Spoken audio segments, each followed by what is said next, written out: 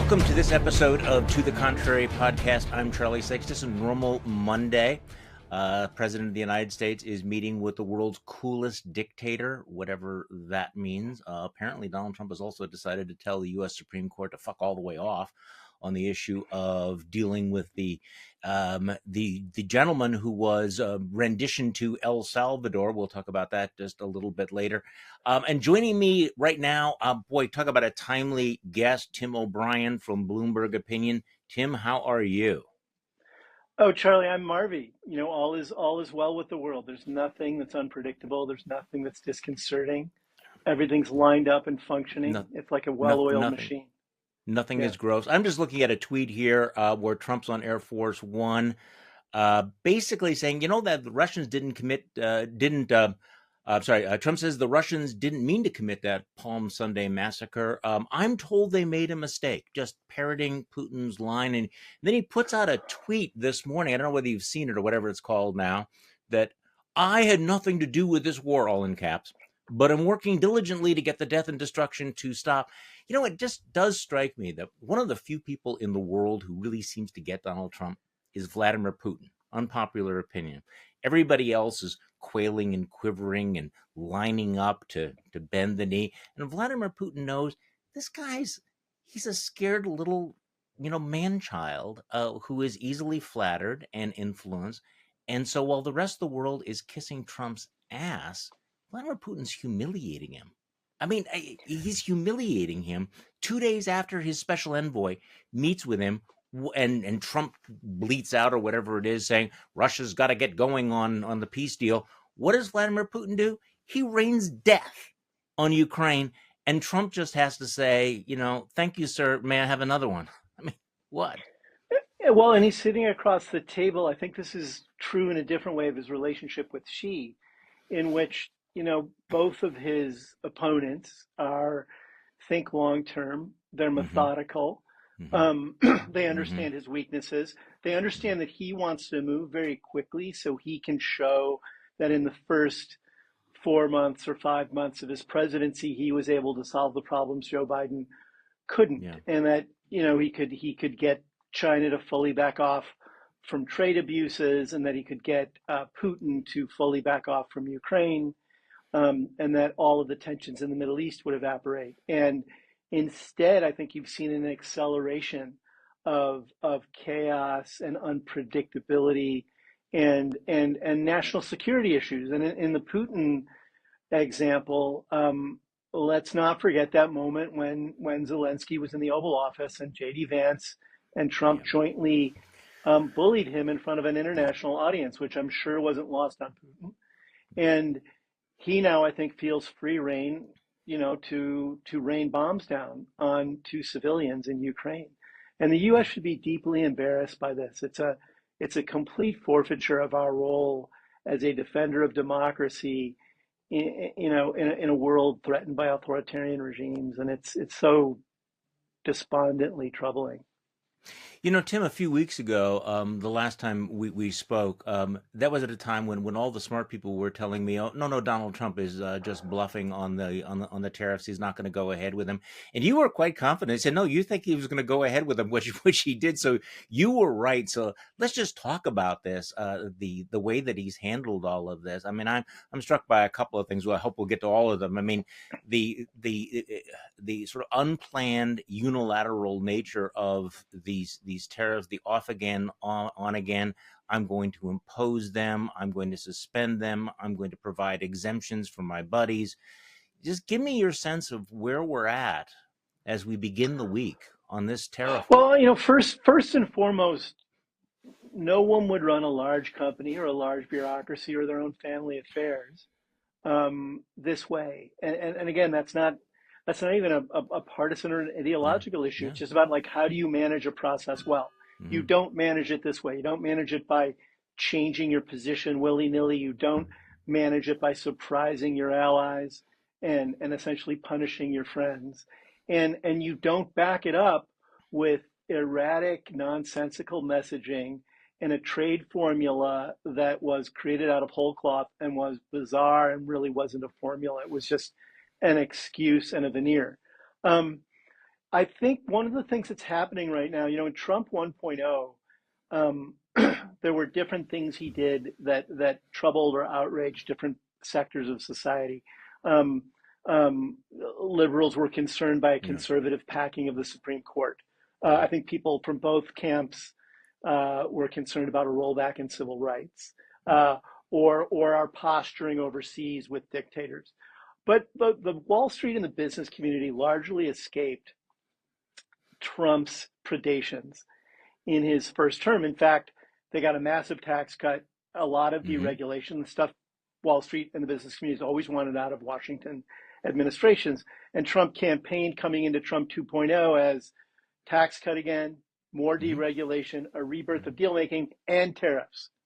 And I think the business community and the financial community thought, okay, well, we'll get those first three, but he Mm-hmm. really won't do tariffs because who would do tariffs? It's self-destructive and damaging. You'd have to really want to just be somewhat fanatical if if you're going to pursue something like that because we have a trade regime that has costs. It can hurt working Americans, and we have to account for that and deal with it. Yeah. But by and large, history has progressed along trade being something that binds nations together and creates economic growth. And Yeah. Trump just turned around and blew that up. And Wall Street now, and I think the business community getting a taste of how they can be directly harmed by his ignorance, his unpredictability, and his poor management skills. Um, I think right now, he's now, the bond market almost cracked last week. The bond Right. market was at, and You got his attention. it got his attention because Yeah. the corporations issue bonds to raise money, the federal government issues bonds to Mm-hmm. raise money, and when that market starts to go south, you have knock-on effects across every sector of the economy and society. And so finally, people got in his ear, and you now have this 90-day kind of a moratorium. He jacked up rates, tariff rates on um, China. He lessened the most extreme rates on everyone else, but it's still Yeah. around 10%. And I suspect over the next 3 months, there's going to be quite a war going on to get him to back off of these entirely. And I think for him, it will never come down to the math. It won't come down Mm-hmm. to the economy. It won't come down to what's good to other people. It'll come down to his own sense of whether he'll be seen as someone who backed down Right. and someone who didn't keep his word. Well, he'll declare victory no Um, matter what happens, right? I he mean, will. And that's they his did that branding. last What? week, right in the Yeah. middle of the Right. crisis. They did it. Yeah. While he was Um, blinking, he right. blinks and declares it. The art of the deal. Right. We've Yeah. talked about this before. On his Yeah. epitaph, on his tombstone, will say, "I won." Okay. He'll go Yeah. to his grave with saying that, I think. Okay. Well, before we get into some of this stuff, I am so like the markets, completely confused about where we're at right now. They're on again, they're off again. There are exemptions over the weekend. We found out that he did a sweetheart deal for computers and smartphones. Then one of the real men of genius of the administration, Howard Lutnick, goes on television yesterday and says, yeah, but even that's temporary. So I'm really confused because it was like 5 minutes ago that Howard Lutnick was telling us that we're going to have millions of American jobs screwing in these iPhones. And then like 2 days later, Trump apparently says, no, no, no, we're not going to apply it to iPhone. So where are we at on there? What's on, what's off? How can anyone in business make any sort of a decision given the fact that right now the state is Donald Trump's id? So that's the state is his id. Absolutely, Charlie. Uh, he's Mr. Id, Mm-hmm. and he's visiting it on every sector of society now. Howard Lutnick is an interesting case study. Donald Trump has always So had kind. um, people who are not regarded as first tier financiers. Mm-hmm. He's a self-made man. Cantor played an important role. His Right. firm in brokering deals in the bond market. It's Mm-hmm. what it was built on. Um, Mm-hmm. he is, he is not a Goldman Sachs investment banker though, and he's not somebody who I think is a policy thinker. He's a retail broker on Wall Street, which is a very Yeah. rough and tumble world. And those are the people that have historically been attracted to Trump and who he's attracted to. People who are unconventional and people who find different cracks in markets to inhabit that other people may not want to go into. And um, he He's a salesman, said right? I mean, he's he's a basically a salesman. salesman. Like He's salesman. Trump He's is not a basically a policy salesman, maker. right? Yeah, yeah. Yes, and it's why neither one of them actually. Sales making is a good skill to have on the campaign trail. It's not a Yeah. great skill to have when you have to talk about why you're pursuing a policy.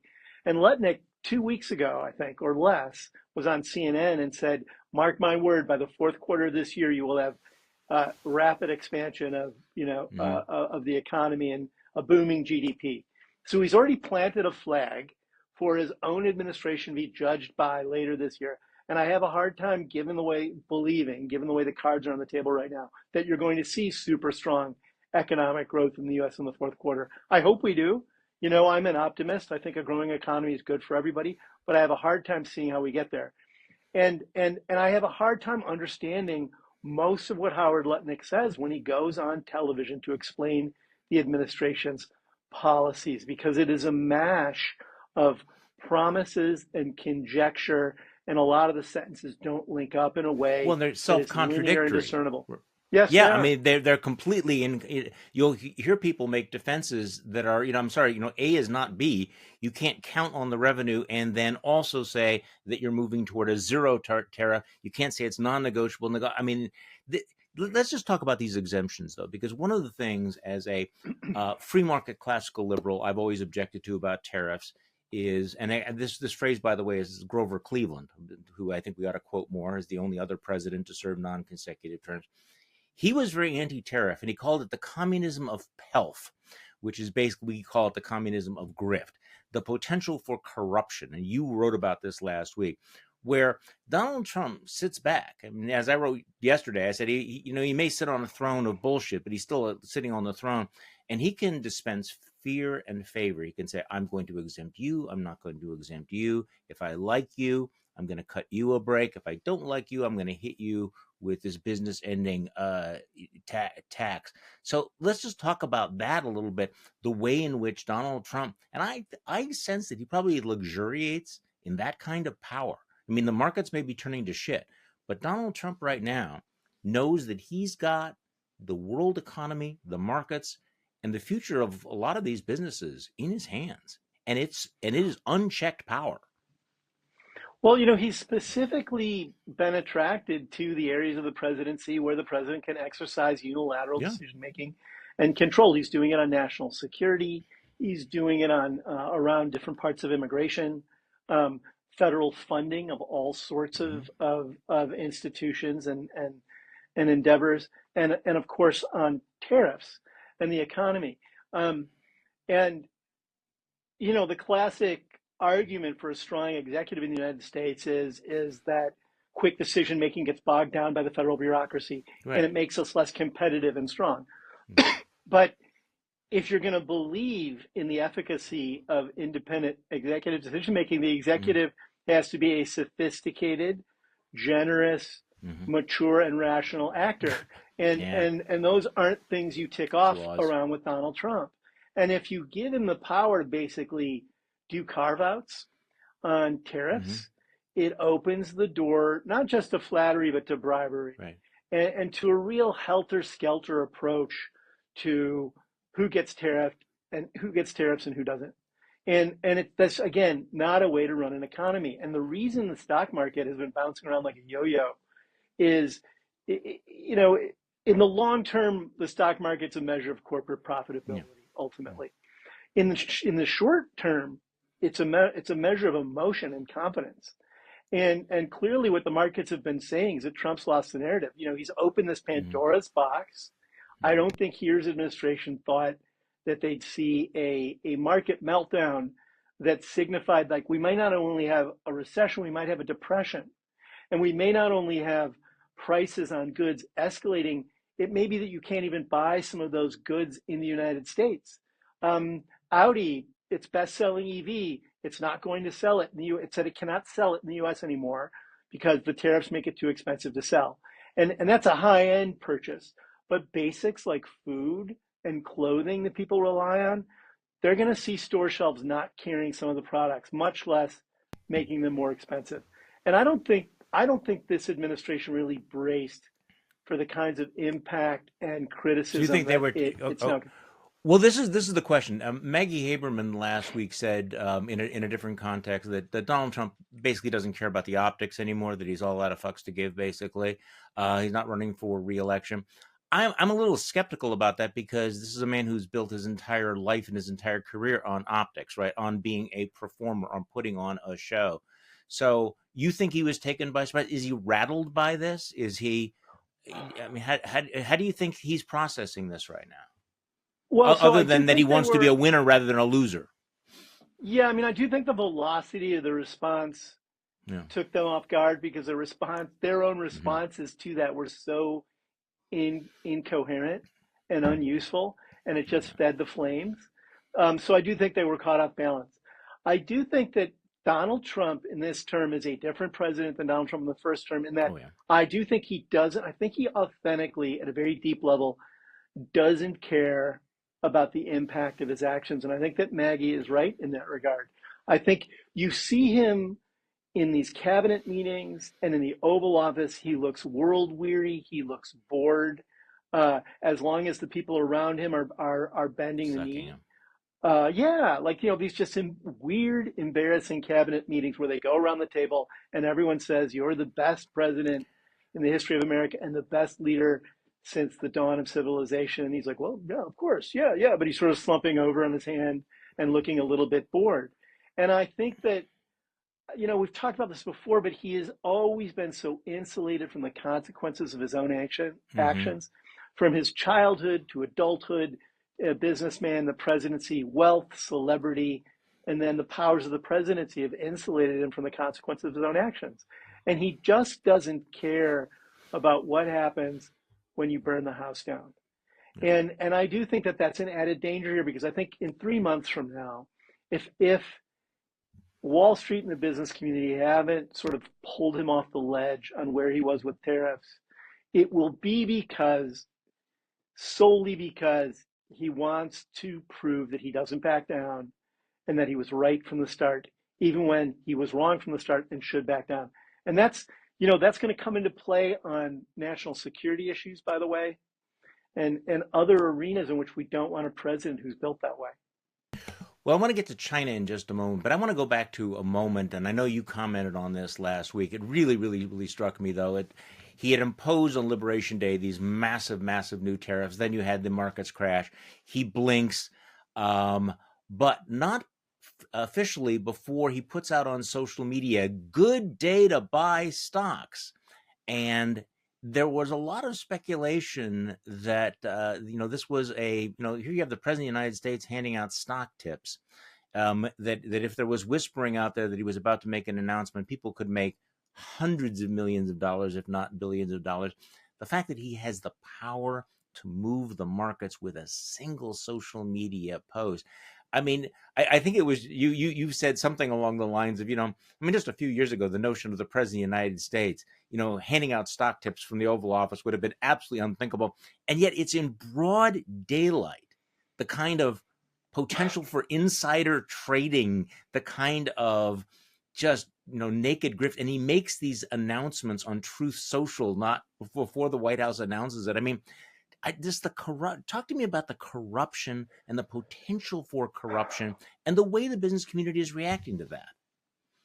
Well, and it's not only about stock tips. He and his family are invested in a crypto trading platform, Oh my and God, yeah. and have and they buy and sell crypto and Trump coins and all this other stuff. And and meanwhile, he's pushing policies that will make crypto an asset held by the Treasury Department, and he's constantly feathering his nest out in the open now.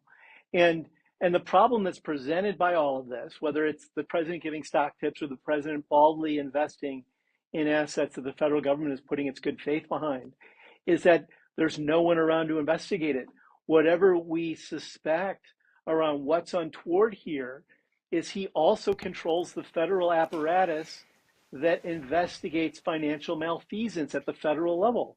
The FBI, the SEC, and all of the various financial regulatory agencies. He controls them. They're populated by people who are beholden to him. Right. And he and Musk have been gutting many of these agencies' abilities to do their job. See, So this I think whatever's was the key. Yeah, this is the key point here that you're making, is that he's engaging in this corruption in broad daylight. But you look around and go, and who's going to hold him accountable for it?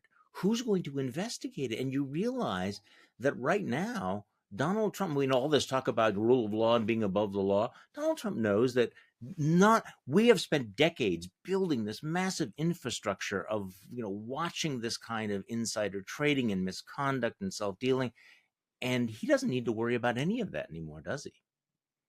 No, not at all. And he's also rewriting some of the legal architecture that governs the definition of fraud and whether or not certain frauds can be prosecuted. It is so detrimental to the rule of law and a well-functioning financial ecosystem to have this kind of thing going on. And there are a lot of times where the federal bureaucracy overreaches. There are a lot of times where the private sector overreaches. The U.S. has found one of the reasons we get more capital invested in this country than any other country in the world is that we've got an awesome machinery for taking in investments, finding profitable destinations for them, making sure that people aren't getting cheated by other people along the way, and hopefully getting a good result that creates a positive outcome for everyone involved. And he's just pulling the rug out from underneath that to feather his own financial nest. And his party is not calling it into question. I'm sure there aren't referrals in place to the SEC about the nature of some of his posts to Truth Social, as there would normally be. And so the American public's just going to be left in the dark. And I think that's only going to encourage Trump and members of his family to be more aggressive. Okay, so the other tipping point last week, it felt like, and maybe we've already passed this tipping point, whether you're talking about the law firms or businesses, that a lot of them have made obviously they've decided that it is a rational business decision to bend the knee to Donald Trump, to go along with him, because right now, given his power, given how it is unchecked, given how nobody's going to protect them, that it's easier to simply go along. I mean, Bloomberg reported that the Retail Industry Leaders Association, which hates the tariffs, decided not to bring a lawsuit over the tariffs, even though the group's research indicated a legal case had a good chance of succeeding on the merits. But they decided not to bring it because of the potential challenge of finding law firms willing to bring suits over tariffs in light of Trump's attacks. I mean, so you have business going, why even object? Talk to me a little bit. I'm a little bit obsessed about this. These gigantic law firms, these billion-dollar law firms, have now created this massive $600 million slush fund for pro bono work. Now, I think they're probably telling themselves, we'll still be able to do a lot of good. We won't be representing the Proud Boys or anything. But it's like, have you met Donald Trump? I mean, do you know how this is going to play out? So talk to me about these gigantic law firms that have made the decision to cut these deals with Donald Trump. I mean, speaking of corruption, using the threat of the cudgel of government to get yourself a private political benefit. It's almost the definition, but again, why are they And doing and it? the cudgel What the do you think? cudgel you're using is I will gut the finances of your law firm. Yeah. I will intercede and make it impossible for you to do business with your most profitable clients, Right. um, in order to get you to kiss the ring. And um, the other thing we should look at is how are they defining some of the pro bono work that they're going to do for Trump? In the case of at least Exactly. one law firm, they said that they're going to help him figure out how to start a sovereign wealth fund for the federal government, which is another one of these proposals Trump has put in place, Hmm. um, that he is likely to benefit from financially. Yeah. And again, gives him financial leverage over the investment community. So, pro bono work has never been, I think, defined as doing free work that helps someone further feather their financial nest after they've threatened to cut off your own finances. It is, it is, it is, that is so troubling on its own in terms of how the kind of deals some of them are making. But I think the other thing that you put your finger on is who do people go to for representation Yeah. when the people in the legal community who are supposed to represent them won't? because they're intimidated by Washington, the White House, and Donald Trump. And we're in the early stages of this now because he now knows it works. And he It now knows definitely he can works. shake law firms down to get them to basically do his bidding. And And the as you price is know, going up, right? and the price is going up. You know, the legal community um, has had people move in and out of public service and law firms for a very long time. Some people regard it as a revolving door that's corrupt Yeah, because it's both sides stroking one another. But the right. reality is there are also people who come out of law firms and do incredible public service for the country and Yeah, bring a level of sophistication to legal advocacy that we wouldn't have if they didn't do that otherwise. You and I know some of those folks, yeah. and and he's put targets on the back of those kinds of people's backs because every lawyer now is going to have to say, is this worth it if I'm going to be seen as someone who's disloyal to the federal government and therefore a detriment to my firm's financial health? And that's bad again for legal advocacy and for just a healthy legal ecosystem. Well, and the thing that's most frustrating is that they would have won these legal challenges. I mean, the whole notion that the government is going to threaten retaliation if you sue the government or if you um, represent somebody who is a political critic of the president. I mean, it strikes me as ludicrous. I think people in the legal profession, including the judges, understand how fundamental this is. So, and also that the partners at Kirkland and Ellis who are, by the way, how much do partners at Kirkland and Ellis make? Do they make $10 million a year?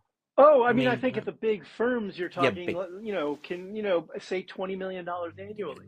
jeez. Okay, so that, It's vast amounts of money, yeah, and in many cases larger. But I think it's safe to say anywhere from $10 to $30 million annually. yeah. So all of these, castrati barristers sitting around, in their offices, looking at what Donald Trump is doing to the rule of law, looking what he is doing, his campaign of intimidation, and deciding that this is the moment, basically, to get into bed with him. I guess I'm slightly surprised, although I think you've just answered the question, why more lawyers have not quit in protest, but there's a lot on the line for them, right? They have a good There's a deal, lot of money. and frankly, it comes down to that. Okay, so let's just talk. I want to stick on the trade war But, for but by just the a way, minute. Yeah, Charlie, okay, go ahead. that's the soft point. He touches on so many institutions. You know, he's going at the universities, he's gutting their Yeah, funding. yeah, I think there's Republicans on the Hill who look at the amount of Trump's campaign funding, the pile of money he's sitting on top of, and they could get primaried and get outspent by him.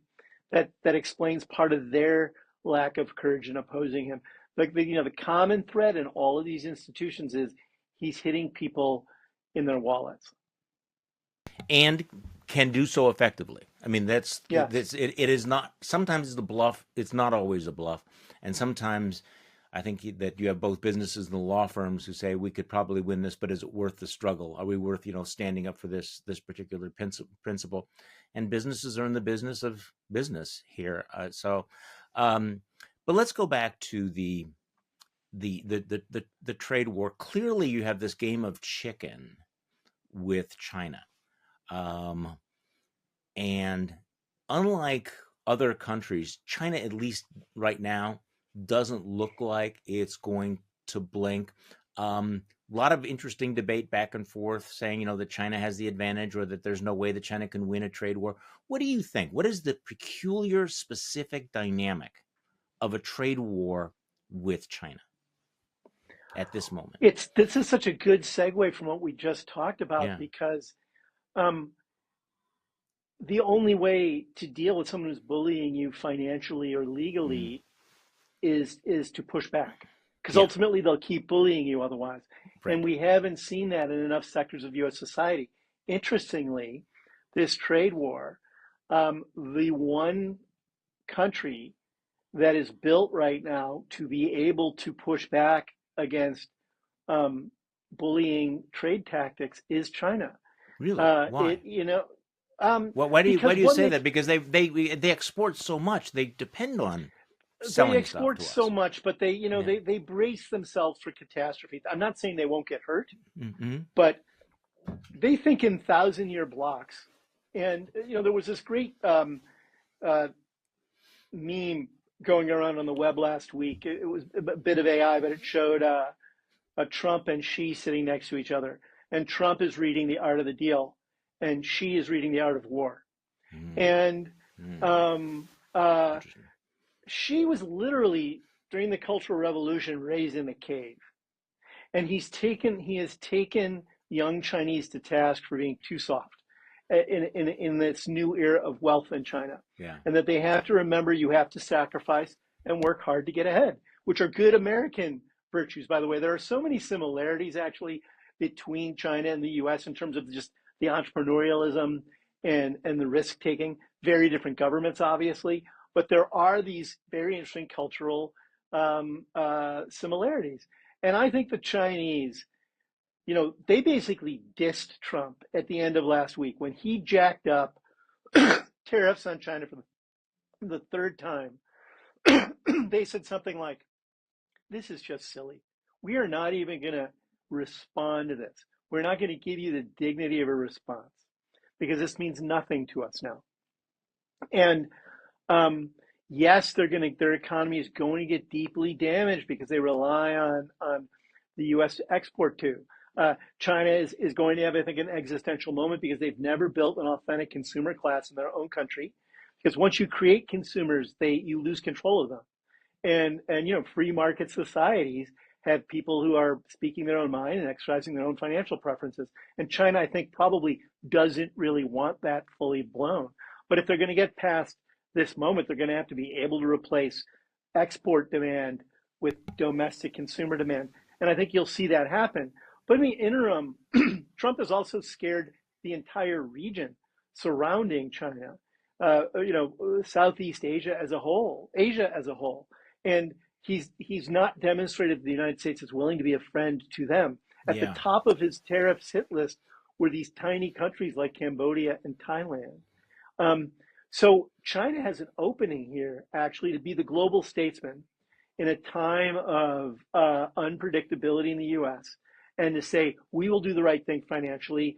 We will forge new trading relations with you that won't change willy-nilly. And we will be your ally in this time of uncertainty. Now, So there's a I think vacuum that there's a he's vacuum. created as he withdraws the soft power, maybe the hard power, as he is no longer a reliable economic partner. China is going to step forward, can step forward. Yeah. And the other lesson the Western European countries are going to draw from this is they now have a 90-day window to, they don't really have to respond to Trump. I mean, I think they'll make gestures about liberating some of their own tariff regimes so Yeah, they are less onerous for the United States. That is not, that is a real issue. yeah. Trump has his finger on something that is a real issue. He's just responding to it in this ham-handed, destructive way.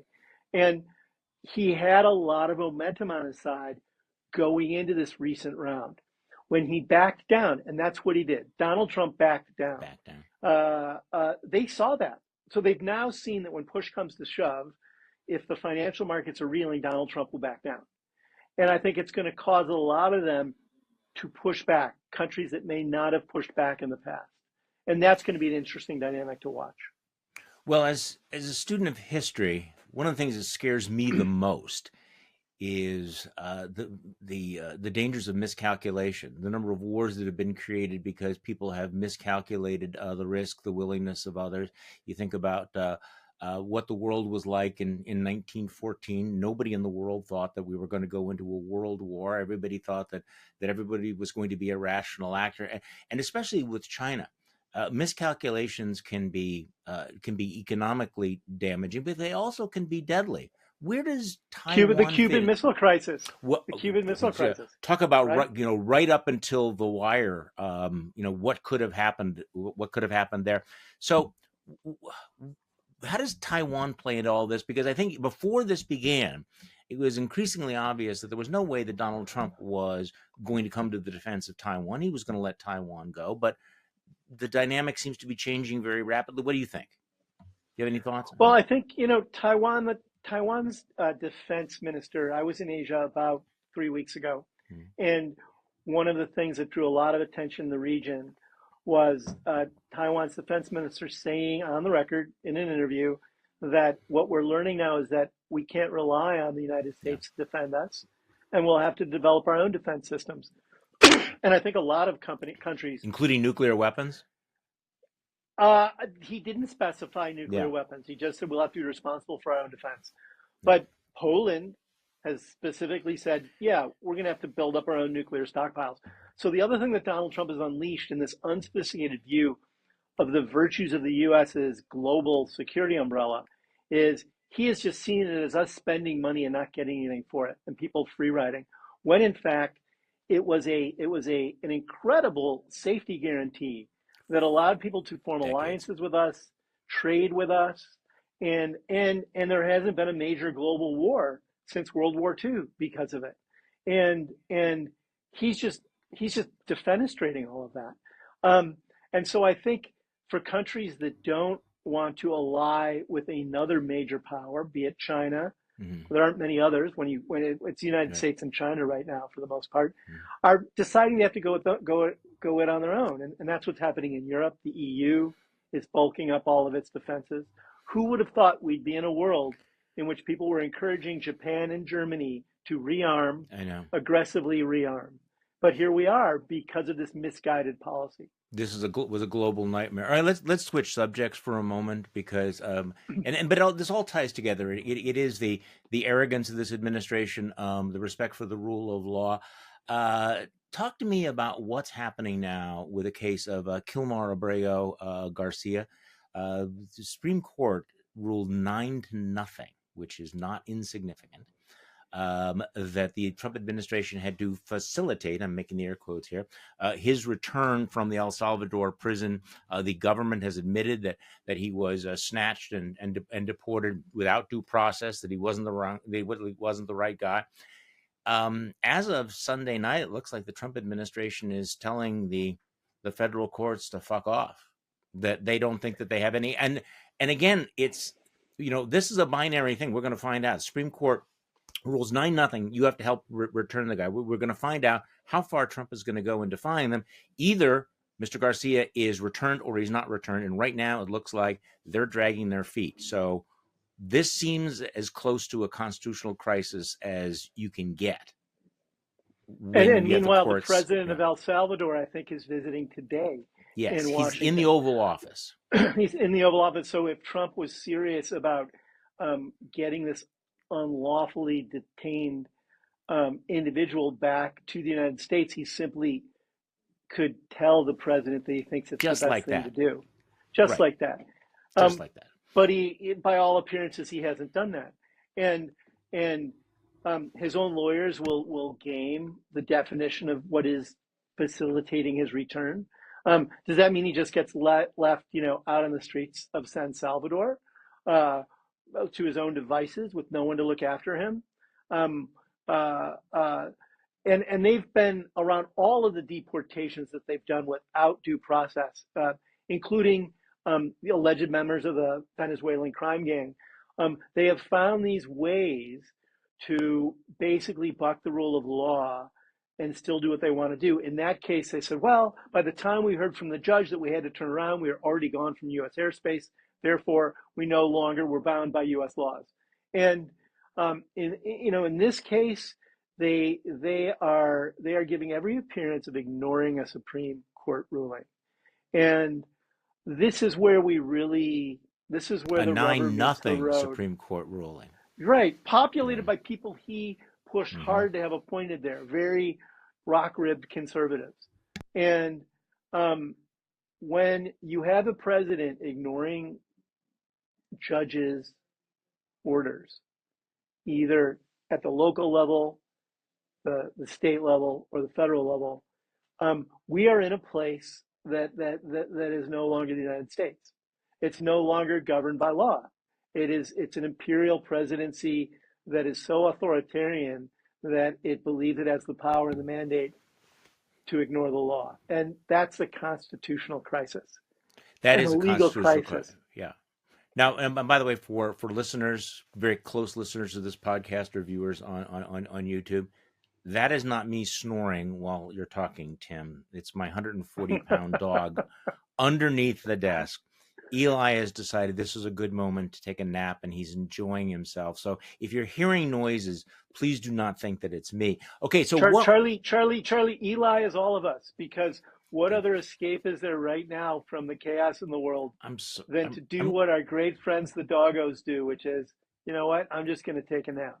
I am envious of him. Okay, one Yes. last question. Whether Elon Musk, we've gone this entire podcast without talking about the world's richest man. It sounds like he's moving out and more and more openly criticizing and breaking with the administration. I mean, he's part of the administration, but he feels no constraint not to criticize the tariff, not to go after Peter Navarro. And by the way, he was right about Peter Navarro. But where do you think the Trump Musk bromance is going now? Well, I always thought it was a marriage of convenience, not a marriage of true loyalty and devotion to one another. I didn't think he'd last very long in the Trump administration, so I was wrong about that. I really thought the second that he started getting, a Time magazine cover featuring him sitting at the Resolute Oh desk in yeah. the Oval Office, Mm-hmm. a la Steve Bannon on the cover of Time in Trump 1.0, that when that kind of happens and other people are getting the spotlight, um, they have a short half life Yeah. in Trump world. But he stayed on, and I think the reason he stayed on is Trump wanted someone to dig into the federal bureaucracy and turn it upside down on a daily basis, and that he didn't have. Trump never likes details. He Yeah. never likes doing the hard work of carrying plans out. He likes making grand statements and then going and having So he could be a kind of a Diet heat Coke. shield. He could be a heat shield who was disposable if it became too nasty. Yeah, Very.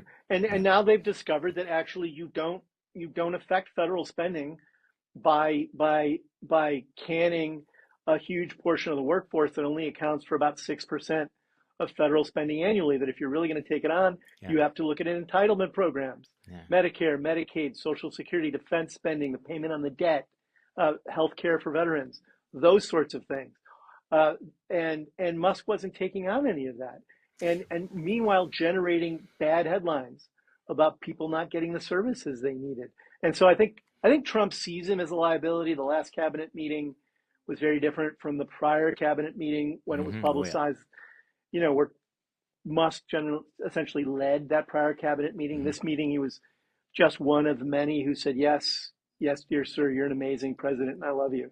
So I think the clock is ticking. I don't know when it will be. He's got he's got a contract with the federal government. He's not a government employee. Those are, I think, those tend to be 4-month contracts or such. I forget the exact timing Yeah. of them, but I think his contract runs out at the end of next month, I believe. So we'll have to End of see, but May. it doesn't seem like he's But long for Trump world.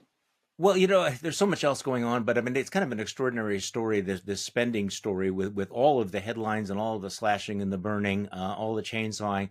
That in fact, federal government spending keeps going up, and it's also rather extraordinary that the Republicans in the United States Senate are passing a budget, and it looks like they're gonna pass a budget at some point, which will explode the deficit and the national debt beyond the dreams of, I mean, just on the wildest dreams. And that while we're cutting all of these programs that Donald Trump is planning to spend, what, $92 million on a military parade on his birthday, but I get the spending numbers just don't add up in any rational universe, and nobody seems to care. I mean, all these And when Republicans you in when, when Congress, you yep, break them yep, down, when you yep, break them down, the tax cut that they're envisioning is going to add yeah, another $5 trillion to $36 trillion Jesus, in the federal debt. They're talking about gutting Medicaid to address some of this, but even if they just took Medicaid out of the equation, I think that's around $900 billion. It mm, still wouldn't come close to addressing just mm. the accounting for all of this, and um, it's irresponsible, and they're not being honest with the American public about what the numbers actually look like.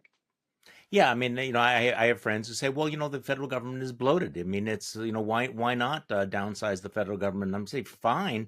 First of all, you would do it with a scalpel rather than a chainsaw. But also, could you look at the numbers that they're not actually cutting all of this pain and all of this blood? And at the end of this process, we're going to end up deeper in debt with bigger deficits than we came in. And try to square that circle, but maybe we're in this sort of And then some of the things that post they're math labeling as period. bloat, some of the things they're labeling as bloat are services no one would want to give up. No Yeah. American's going to want to say, no, I don't want my social security Oh, payments. No, I don't want a strong defense. I don't need some help with my healthcare payments. Again, I agree with you. Like, there are surgical ways to make it more efficient and less wasteful. But we haven't had the existential conversation about what is the real right size of government and what right. do you want to give up to get there. And Yeah. that's not a conversation they're having with the American public. They're just, Musk and Trump are performance artists, Yeah. and that image of him running around with a chainsaw will be an image for the ages because of that, I think. I think so. Tim O'Brien, thank you so much. You can read Tim's work Thank you, over at Charlie. the Bloomberg Opinion. Tim, it is always great to talk with you. One of my favorite It's a guests. treat, Please come Charlie. back. So, Thank you for having me. and thank you all for listening to this episode of To the Contrary podcast. We do this because now, more than ever, and by the way, when I say now, I mean this week, today, more than ever, it's important to remind ourselves that we are not